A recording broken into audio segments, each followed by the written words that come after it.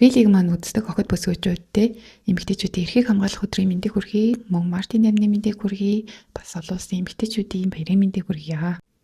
Бид нар миний төрсөн өдөр болон Мартин амны тохиолдуулаад салхинд гардаг.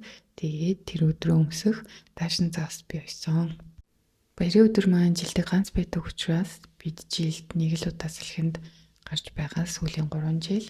Тэгээд энэ одоо манай 2 хүү бүтэн жил ийш яваагүй маш их баяр хөөртэй, догтлолтой байна. Тэгээд хүүхдүүдэд баярлаж хөөрж байгааг харахаар эцэг их болсон бидний жаргал тэр юм да.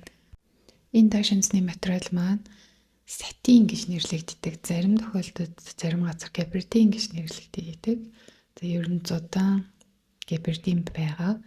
Тэгээд цагаан өнгө нь яг ямар цагаан бэ гэхээр крем цагаан. Ясан цагаан биш, сутан цагаан биш, цав цагаан биш, яг нэг тийм крем цагаан өнгөтэй. Хуваалт толгоныг нь дийлгэж эндүүдэж хэлбэр гаргах учраас хоёр талыг нь бүгдийг нь хэрж өгсөн.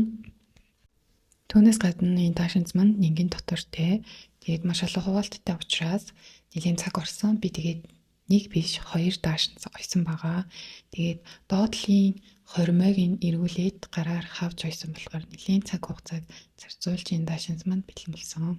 Яагаад нэг биш 2 даашинз ойсон тохойгоо одоо тайлбарлая. Би жил болгон миний төрсөн өдрөөр миний рилийг үздэг үзэгч дундаасаа санамсаргүй байдлаар нэг хүнийг сонгон ойсон даашинзаа бэлгэлж байхаар шийдсэн.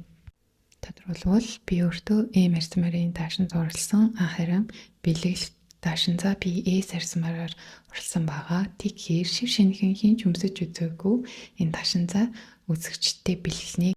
Даашинзаа бэлгэлэх үзэгчийг хэрхэн сонгох тухайга би комент хэсэгт бичээд үлдээнэ.